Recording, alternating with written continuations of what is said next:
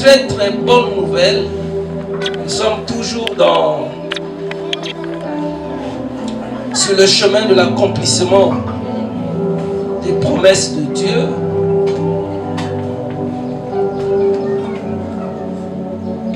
Nous allons cette fois-ci prendre Job. Nous sommes dans Job.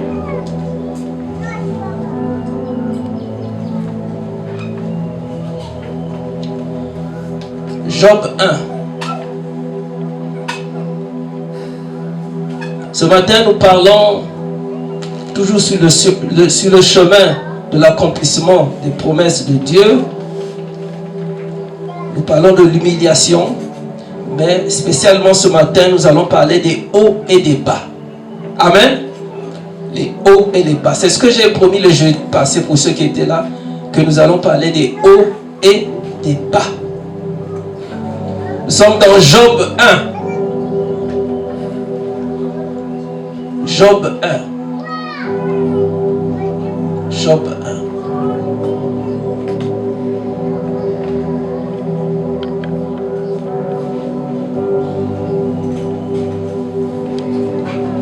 Nous allons lire les 5 premiers versets.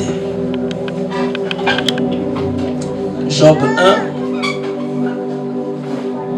Nous allons lire les 5 premiers versets. Il y avait dans le pays d'Uz un homme qui s'appelait Job, et cet homme était intègre et droit. Il lui naquit 7 fils et 3 filles, donc 10. Il possédait 7000 brebis, 3000 chameaux, 500 paires de bœufs, 500 ânesses et un très grand nombre de serviteurs. Et cet homme était le plus considérable de tous les fils, ou le plus considérable de tous les fils de l'Orient. Ses fils allaient les uns chez les autres et donnaient tour à tour un festin. Ce qu'on dit chez nous, fête la fête. C'est ça, non? Voilà. Et ils invitaient leurs 3 sœurs à manger et à boire avec eux. Et quand les jours de festin étaient passés, Job appelait et sanctifiait ses fils, puis il se levait de bon matin et offrait pour chacun d'eux un holocauste. Car Job disait, peut-être mes fils ont-ils péché et ont-ils offensé Dieu dans leur cœur. C'est ainsi que Job avait coutume d'agir. Amen. Parole du Seigneur.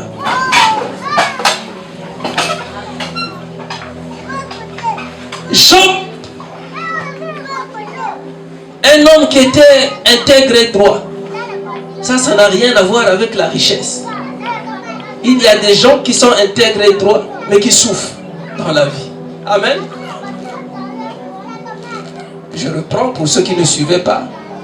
Ok? Nous sommes toujours dans l'humiliation. Ok? Les hauts et les bas de la vie. Les hauts et les bas de la vie. Comment on peut traduire ça en Kikongo et en Lingala?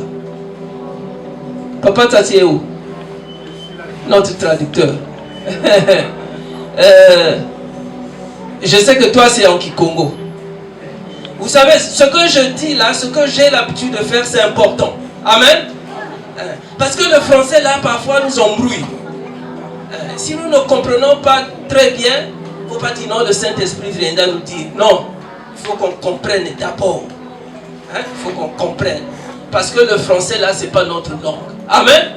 Voilà, mais on peut dire que le Kituba, le Lingala, ce sont nos langues nationales. Et si tu ne parles pas Lingala, mais au moins tu peux parler Kituba. Bon, si tu ne parles pas les 2 langues, au moins tu peux comprendre. Amen. Voilà. Parce que le français là, c'est compliqué. Est-ce que tu peux nous traduire ça? Les hauts et les bas en Kituba. Il faut donner une bonne réponse, hein, parce que ici il y a beaucoup d'interprètes et de traducteurs. Je vais résumer la pensée. Oui.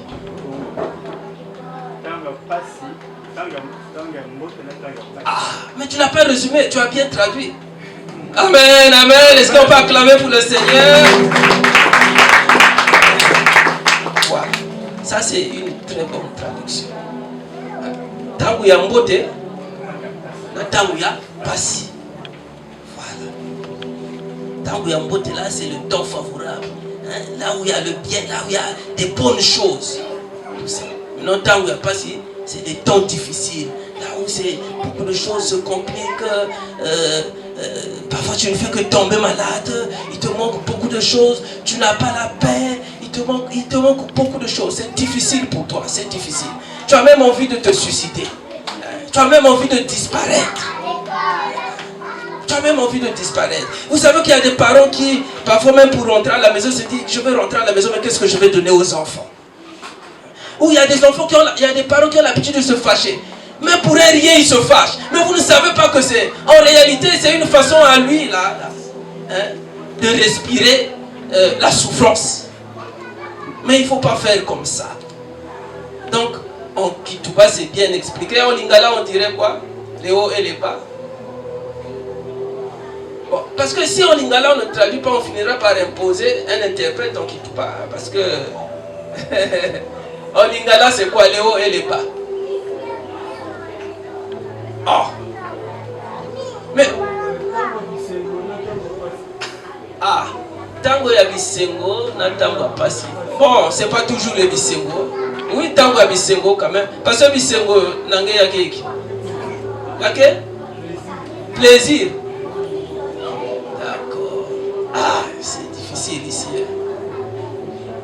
Maman Viviane est en train de réfléchir là. Où elle est fatiguée. Elle est fatiguée, la pauvre maman Viviane. Maman Viviane, je veux que tu suives cette prédication-là. Voilà, elle a bougé, on l'a bougé, elle s'est réveillée. Bon, Gers, c'est quoi? Les hauts et les bas. C'est rien. Natangwa malamu, natangwa mabe, ou natangwa pasi. La Bible dit que Job était un homme intègre et droit. L'intégrité et la droiture n'a rien à voir avec le bien, avec le bonheur. Hein? C'est-à-dire qu'avec les temps où on peut se dire non, je suis bien. Il y a des gens qui sont intègres, ok, mais vous ne voyez, vous n'avez rien pour dire qu'ils sont intègres. Est-ce que vous voyez ce que ça fait? Même autour d'eux, vous n'avez pas à les juger. Est-ce que vous voyez ce que ça fait? Parce qu'il y a des gens qui vivent bien, qui ont l'argent, mais qui ne sont pas intègres. Ça aussi. Mais il y a des gens qui sont intègres, mais qui souffrent. Ils souffrent dans leur corps, et dans leur cœur, ils ont peut-être la paix. Or, nous, ce qui est dans le cœur, nous ne voyons pas ça. Ça, il n'y a que Dieu qui voit. Nous voyons le physique. Vous voyez des gens sortir en voiture. Il est passé là-bas. C'est le frère Rebecca. Le frère Rebecca a acheté une nouvelle moto. On me dit, tel frère a acheté une voiture. Les gens te regardent, les gens t'apprécient, les gens disent, toi aussi quand tu es là, tu passes là. Même là où tu ne devais pas saluer les gens, tu salues les gens. Des temps favorables où les choses marchent, où c'est bien. Lui, il était intègre et droit. Là n'est pas mon problème. La deuxième chose, il craignait Dieu. Là aussi, tout le monde sait que Job craignait Dieu. Amen. Toi aussi, certainement que tu crains Dieu. Mais, il se détournait du mal, ça aussi on sait. Il avait 7 fils et 3 filles. Donc, il en avait 10 au total. Là où ça devient plus intéressant pour nous, pour dire que c'était des temps favorables pour Job. tout était bien, tout allait bien pour Job. Il avait ses 10 enfants. Peut-être que tu n'as jamais perdu un enfant, tu n'as jamais perdu un être cher. Mais pour celui qui compte le nombre de ses enfants, il se dit oui, premier enfant, deuxième enfant, troisième enfant, tu ne connais pas la douleur de celui qui a déjà compté un enfant. Parfois, il a du mal à ne pas le compter. C'est-à-dire qu'il continue à le compter, même s'il n'est plus de ce monde. Mais lui, Job, il avait ses 10 enfants. Alors, là où ça devient plus intéressant, il possédait 7000 brebis. Aucune personne au Congo, n'a 7000 brebis. Aucune personne au Congo n'avait la richesse ou n'a la richesse que Job avait par rapport à son cheptel. Aucune personne au Congo. Aucune. Tout au moins dans ce domaine-là. Amen. 7000 brebis. 3000 chameaux. 7000 brebis, c'est difficile à compter. Hein? Ça peut faire combien de parcelles? 7000 brebis. 3000 chameaux. 3000 chameaux. 500 paires de bœufs. Des paires de bœufs. Fois 2. Est-ce que quelqu'un me comprend? Parce qu'une paire, ça fait 2. Et lui, il avait 500 paires de bœufs. 500 ânesses. Il était riche. Vachement riche. Mais moi, notre richesse là, je ne comprends pas. Si quelqu'un ici au Congo, même à Pointe-Noire, peut avoir ce que Job avait, toute l'Afrique parlerait de lui. Toute l'Afrique. Et la Bible ajoute qu'il avait un très grand nombre de serviteurs.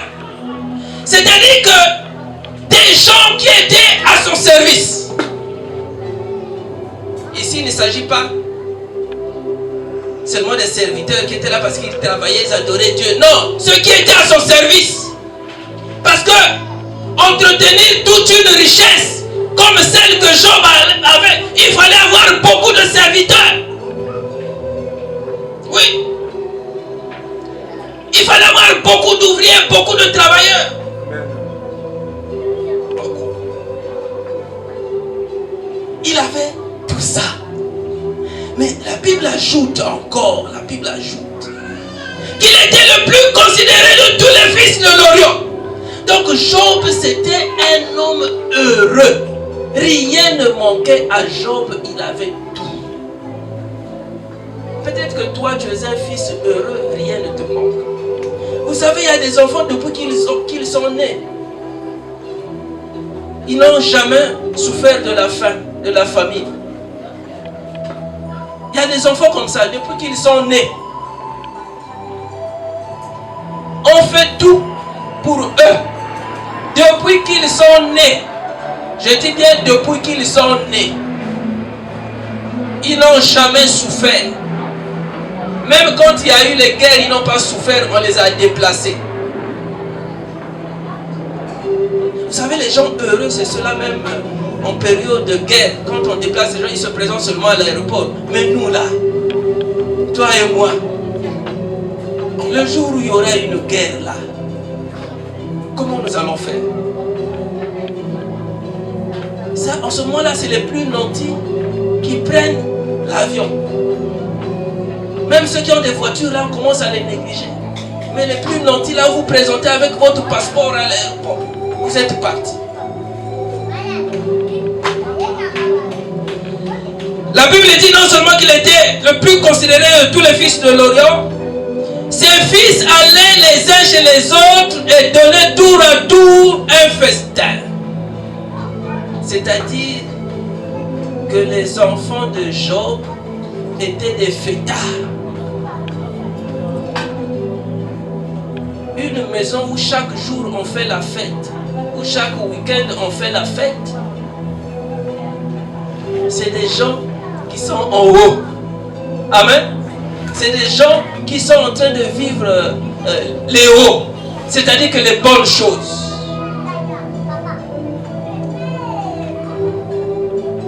Il y a de quoi se demander, est-ce qu'ils tombent même malades? Parfois non. C'est-à-dire que quand ils sont malades, vous ne pouvez pas savoir qu'ils sont malades. Vous ne pouvez pas le savoir. Donc les enfants, les fils allaient les uns chez les autres et donnaient tour à tour un festin. Ils invitaient leurs trois sœurs à manger et à boire avec eux. Et ce n'était pas n'importe quelle boisson. Vous savez, chez les gens qui ont l'habitude de faire la fête, on ne boit pas n'importe quoi. C'est des boissons qui coûtent cher. C'est des vins de toutes les qualités. Et eux, ils connaissent même les noms des vins.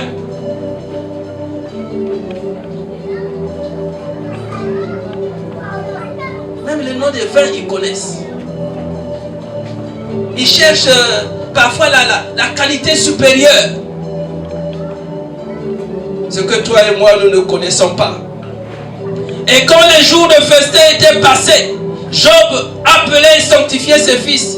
En réalité, pendant toutes ces périodes festives, Job n'avait jamais quitté Dieu. Est-ce que quelqu'un me comprend? Il était bien, c'est-à-dire qu'il était vachement riche. Il avait tout, mais il s'attachait toujours à son Dieu. Parce qu'il y a des gens, dès qu'ils commencent à avoir beaucoup d'argent, c'est en ce moment-là qu'ils commencent à s'éloigner de Dieu. Ce n'est pas pour rien. Quand Dieu le présente, il dit que cet homme-là me craignait. Il était intègre et droit. Amen. C'est comme ça qu'on présente Job. On ne parle pas d'abord de sa richesse, mais on parle d'abord de sa relation avec Dieu.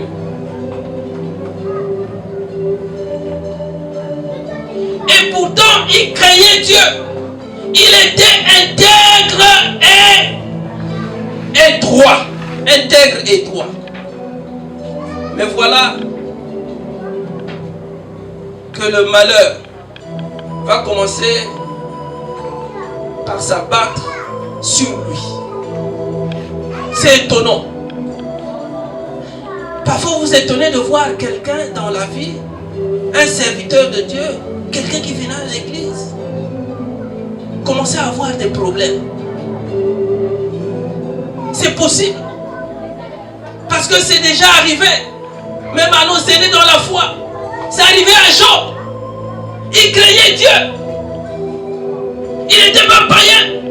Il était consacré à Dieu. Il aimait Dieu. Il était intègre et droit. Mais il était riche. Il avait beaucoup de choses. Et voilà qu'un jour,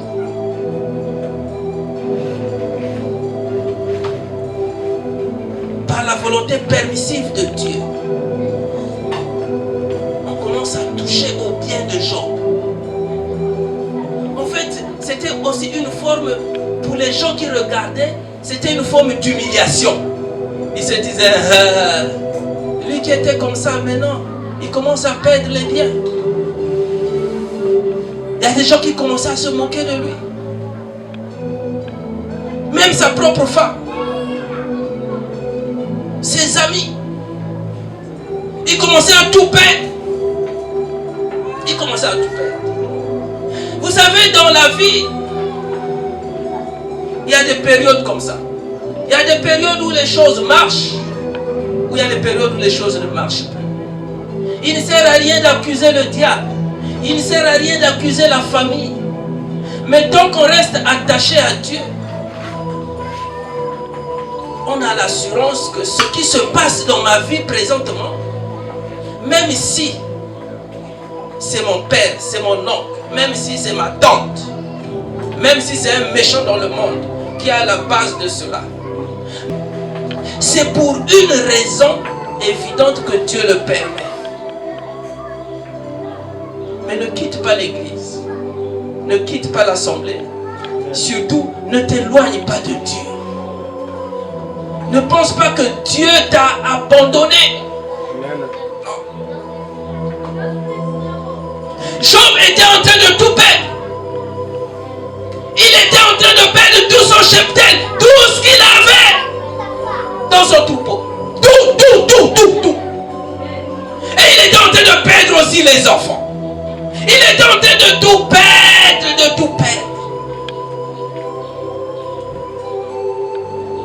Mais Dieu savait qu'avec Job, je peux lui faire confiance. Est-ce que Dieu peut te faire confiance? Est-ce que Dieu peut te faire confiance quand bien même le malheur arrivera dans ta famille? Est-ce que Dieu peut-il continuer à te faire confiance quand tu perdras ton travail? Est-ce que Dieu peut-il continuer à te faire confiance quand tu auras perdu ta clientèle? Est-ce que Dieu peut-il continuer à te faire confiance quand tu seras victime d'un accident? Est-ce que Dieu peut-il continuer à te faire confiance lorsque même ta famille t'aura abandonné?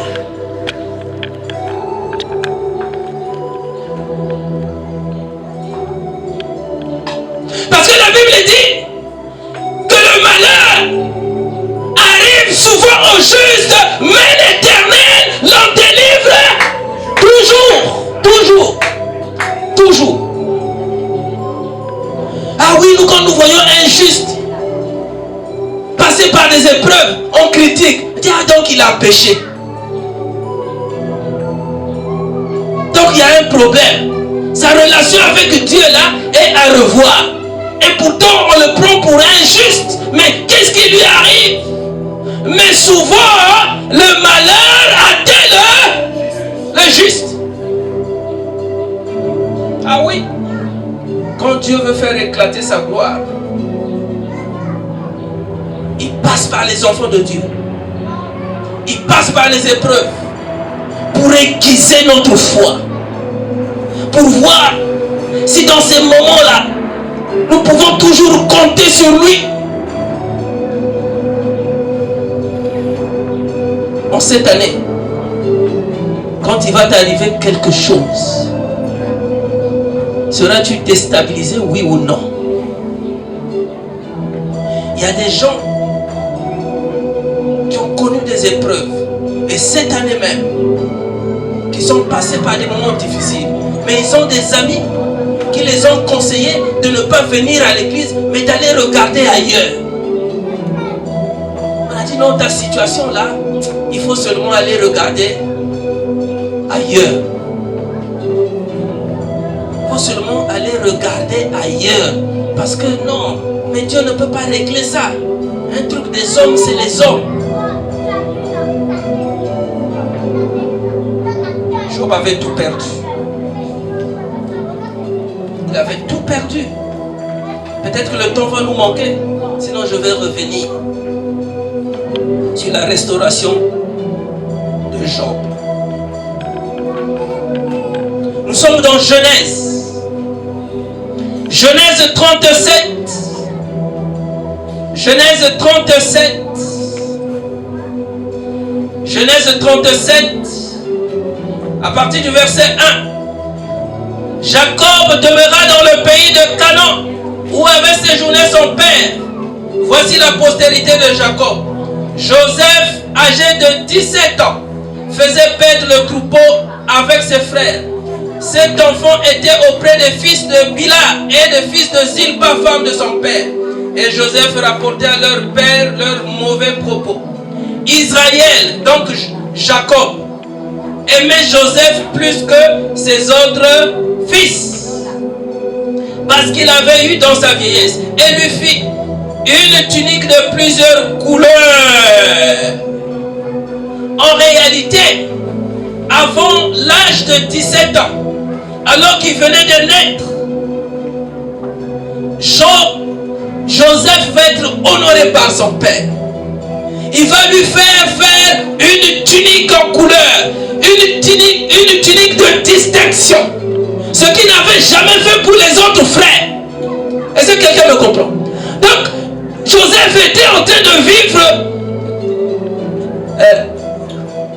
le bonheur dans sa famille. Vous savez qu'il y a des parents qui sont comme ça, ceux qui font la distinction, qui négligent certains enfants, mais qui donnent tout l'amour pour d'autres enfants. Je ne sais pas si tu es de cette lignée-là, les parents qui font la distinction. En réalité, Joseph était plus heureux que les autres frères. Comment son père pouvait-il lui faire une tunique en couleur? C'était un signe annonciateur de ce qui allait venir. Donc je suis même surpris que le père dise à Joseph un jour, oh, donc toi, moi et ta maman et les autres, nous viendrons nous prosterner vers toi. Mais déjà tu lui as fait porter la tunique en couleur. Il y a des choses que Dieu fait, que Dieu nous fait faire, ok, sans que nous en connaissions l'essence même. Pourquoi nous le faisions? Mais c'est Dieu qui nous pousse à le faire.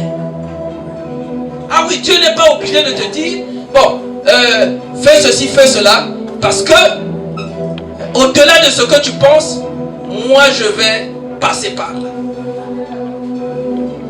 Il lui a pas fait faire la tunique en couleur quand il était déjà adulte, pour marquer la différence avec les autres. Parce qu'il venait d'avoir cet enfant. La Bible dit qu'il avait eu dans sa vieillesse. Dans sa vieillesse. Vous savez qu'il y a des choses qu'on acquiert aussi très tard dans la vie, mais qui nous font plaisir. Amen. Qui nous font plaisir. C'est pour ça qu'il ne faut jamais dire à moi le temps est passé, avec mon âge là je ne peux plus. Non, Dieu peut te faire plaisir. Dieu peut te rendre la joie. Il peut te communiquer la joie même à un âge adulte. Il n'est jamais trop tard avec Dieu. Il n'est jamais trop tard. Donc les hauts de Joseph ont commencé même dans la maison familiale. Oui. C'est pour ça que les autres frères commençaient à le haïr. Parce qu'ils voyaient qu'il y avait une trop grande différence entre Joseph et eux. C'est pas possible. Ils se disaient, mais comment c'est pas possible? Nous sommes nombreux, mais pourquoi cette considération-là seulement pour Joseph? La preuve, c'est les autres frères qu'on envoyait paître le troupeau. Et Joseph, c'est à la fin, parce qu'il est resté auprès de son père. Et un jour, le père va dire, non, je t'envoie aller vérifier si tes frères se portent bien. Donc le père savait que c'était quand même une corvée. Oui. Donc Joseph n'a pas commencé qu'à connaître l'humiliation dans sa famille. Il y a eu aussi dans sa famille des bonnes choses. Pas pour les autres frères, mais pour lui, Joseph. L'humiliation est venue après. L'humiliation de Joseph est venue après. L'humiliation de Joseph est venue après. Vous savez, les hauts et les bas n'ont pas de période, n'ont pas de date. Tu peux être bien aujourd'hui, mais demain, parfois à cause de l'orgueil, Dieu peut te retirer un bien. Est-ce que quelqu'un me comprend? À cause de l'orgueil. C'est pour ça que nous devons être humbles. Nous devons être humbles. La Bible dit que Dieu résiste aux orgueilleux. Aux orgueilleux. Pasteur, si tu es orgueilleux, Dieu va te résister. Moi-même, hein, je me parle à moi-même. Parce que si je dis, si tu es orgueilleux mon frère, si tu es orgueilleux ma soeur, on va dire, oh, mais pasteur toi-même. C'est pour ça que je préfère commencer par moi-même. Pasteur, si tu es orgueilleux, Dieu va te résister. Là, je me parle à moi-même. Si je suis orgueilleux, Dieu va me résister. Et si je suis humble, il va me faire grâce. Est-ce que quelqu'un me comprend? Si je suis humble, il va me faire grâce. C'est pour ça que même dans les rencontres avec les membres de l'église, je ne suis pas compliqué. Je n'ai pas de secrétaire, moi. Amen. Je n'ai pas de secrétaire. Je n'en ai pas besoin. Pour l'instant, je n'en ai pas besoin. Parce que si quelqu'un veut venir me voir, s'il veut me tuer, c'est son problème avec Dieu. Amen. Bon, d'abord, si tu me tues là, qu'est-ce que tu vas avoir? Tu vas chercher des problèmes. Dieu pour rien. Hein? Tu vas chercher des problèmes pour rien. Tu ne vas pas me trouver avec l'argent. Donc, je n'ai pas besoin de secrétaire. Bon, les autres pasteurs, pour les voir, il y a des agents de sécurité, il y a des secrétaires, il y a beaucoup de choses, tout ça. Mais moi, je n'en ai pas. Je préfère être humble. Amen. Je préfère être humble. Alors, notre jeune Joseph, aujourd'hui, il y en a qui peuvent l'appeler par papa Joseph. Notre frère Joseph est passé par ces choses. Mais il a connu aussi des bas dans sa propre famille. C'est-à-dire que quand tu as tes propres frères qui commencent à te haïr, dans ton cœur, tu te demandes même si véritablement vous êtes frères. Est-ce que quelqu'un me comprend? C'était une période pendant laquelle Joseph pouvait se dire, mais ce n'est pas possible. Je ne comprends rien. Naturellement, il ne pouvait rien comprendre. Il ne pouvait rien comprendre. Quand Dieu est derrière quelque chose, on ne comprend rien. Même ceux qui t'humilient ne comprendront rien. Même toi qui acceptes l'humiliation, tu ne comprendras rien. Donc c'était une période sombre dans sa vie. Une période sombre. Amen. Il a commencé à être haï par ses propres frères. Ses propres frères. Ses propres frères vont le jeter dans une citerne. Ses propres frères vont le vendre comme esclave. Comme esclave, comme esclave. C'était une période sombre pour Joseph. Toi aussi, certainement que cette année, tu passeras par une période sombre. Certainement que tu es déjà passé par une période sombre. Ce qu'on appelle les bas. Mais il y a aussi les hauts.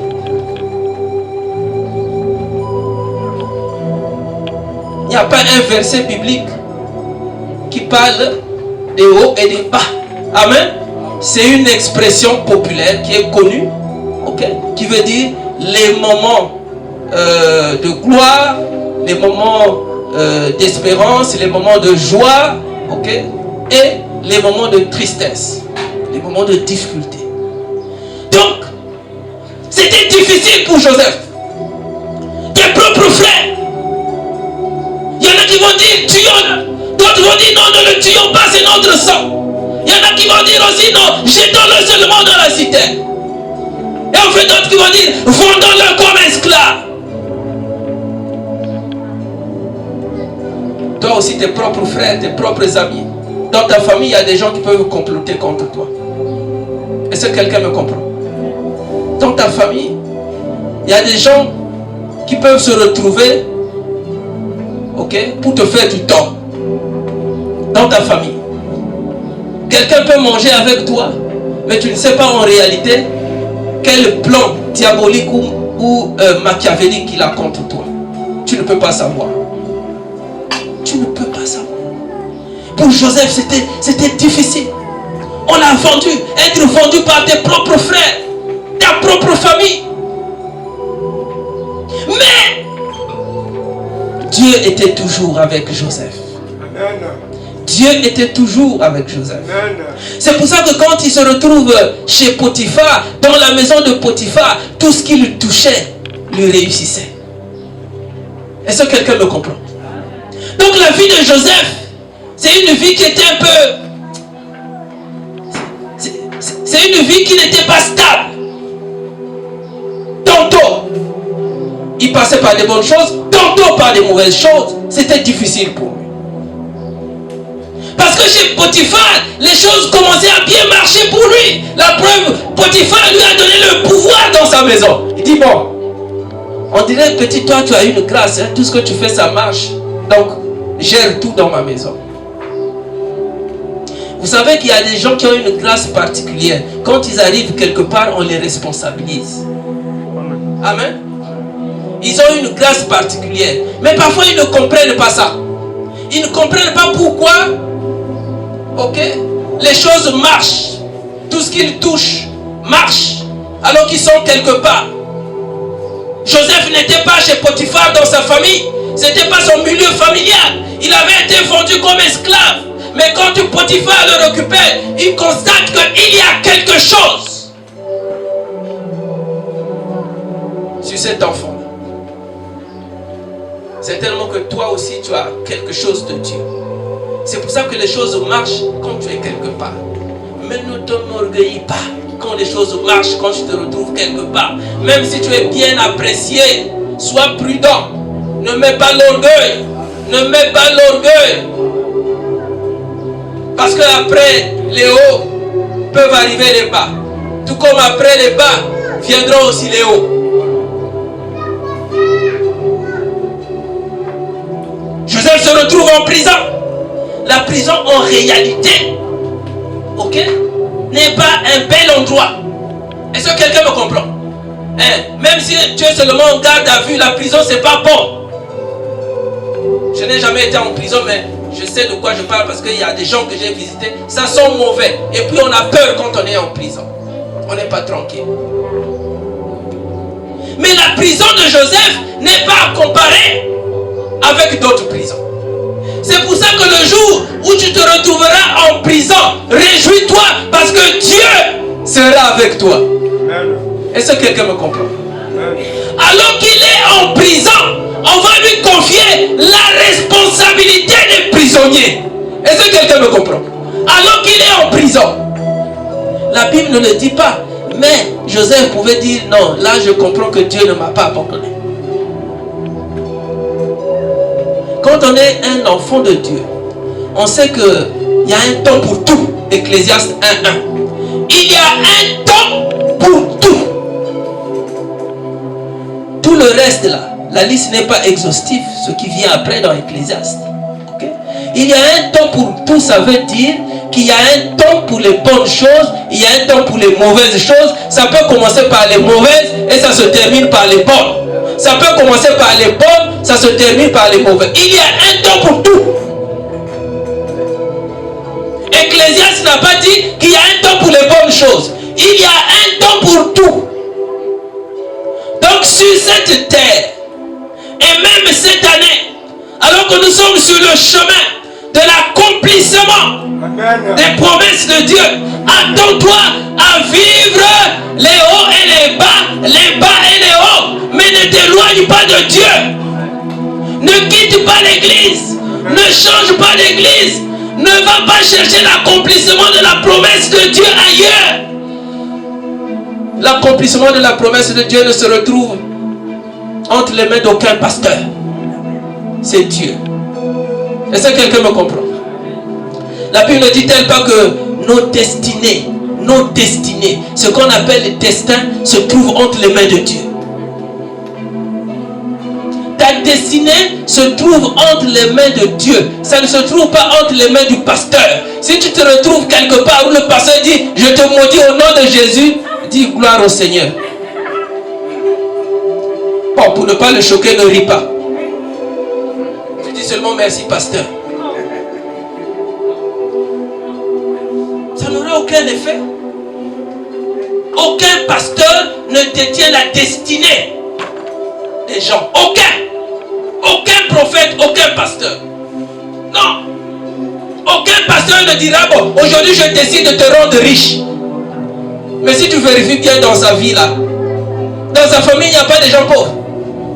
Et qu'il commence d'abord par enrichir ceux de sa famille. Ah oui, c'est ça. Un enfant de Dieu qui sait qu'il y a un temps pour lui, Mais sur le chemin de l'accomplissement des promesses de Dieu, il y aura parfois des temps difficiles. Il y aura des épreuves à traverser. Un homme bien formé, c'est celui qui sait que dans la vie, il y a des hauts et des bas. Amen. Il y a des hauts et des bas. Vous savez qu'au sorti de la guerre de 97, il y a des gens qui ont dit ah c'est fini. Il y a des gens qui sont tombés jusqu'à aujourd'hui sans tomber. Ils n'ont jamais compris que dans la vie il y a des hauts et des bas. Ah oui, il y a des hauts et des bas. C'est pour ça que les Américains c'est des gens que je prends pour modèle. Parce que c'est des gens, même s'ils perdent le boulot aujourd'hui, il va se relever. Est-ce que vous comprenez? Même s'il est acteur, il sait qu'il peut devenir président. Mais chez nous, c'est pas ça. Chez nous, c'est pas ça. J'ai un enfant de l'école qui m'avait dit, je lui ai demandé une fois, toi, qu'est-ce que tu veux faire dans la vie? Non, je veux devenir président. Peut-être que si j'étais un prophète, j'allais dire, Satan, quitte-la. J'allais dire, on dirait qu'il est malade. C'est possible. Amen. Il n'y a pas un diplôme pour devenir président. Amen. On ne fait pas de diplôme pour devenir ministre. Est-ce que quelqu'un me comprend? On peut avoir des références académiques, mais il y a une grâce spéciale, particulière, qui accompagne les enfants de Dieu. Est-ce que quelqu'un me comprend? Ah oui. Vous verrez la différence entre ceux qui me servent et ceux qui ne me servent pas. Donc Joseph a eu des hauts et des bas dans sa vie. Même en prison, Dieu l'a gardé sage. Dieu n'a pas ôté le don qu'il avait mis en lui pour l'interprétation des rêves. Est-ce que quelqu'un me comprend? Le monde peut tout nous arracher, mais Dieu a toujours en réserve quelque chose pour nous, quelle que soit la situation que nous allons traverser. Est-ce que quelqu'un me comprend? Tu dis, ah non, pasteur, moi, en tout cas, mes problèmes, il y a trop de bas. Non, je t'apprends qu'il y a aussi des hauts dans la vie. Amen. Joseph a eu des bas dans sa vie. Tantôt il est passé par les hauts, tantôt c'est les bas, tantôt les bas, tantôt les hauts. Ça a été toujours comme ça dans la vie de Joseph.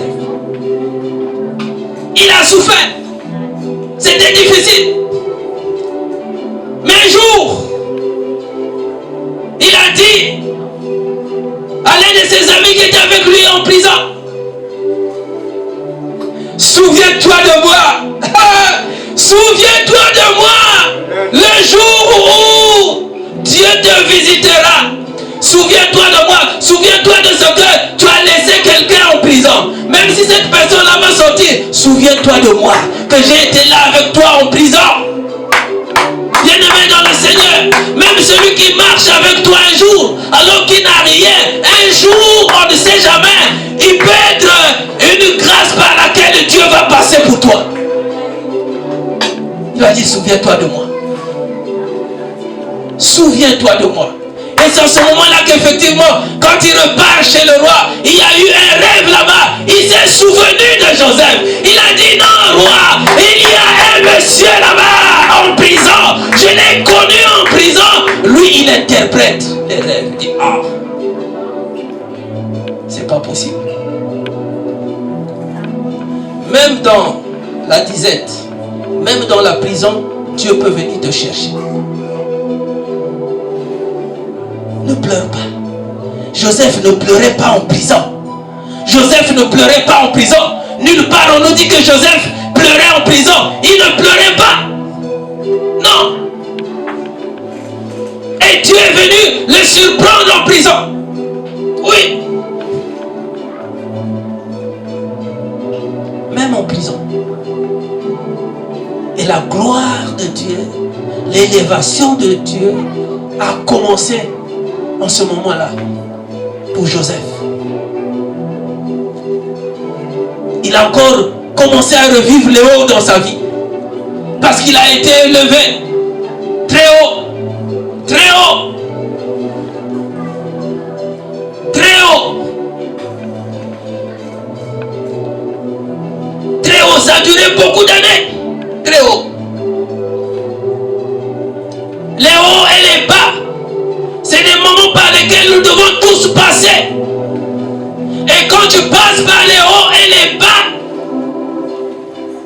Ne maudis pas Dieu. Reste attaché à Dieu.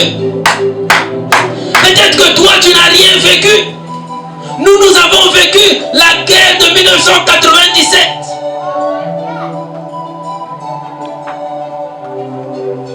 Moi, j'étais bien avant ces années-là. La preuve, l'année où éclate la guerre, j'étais chef de centre adjoint du baccalauréat dans un grand lycée.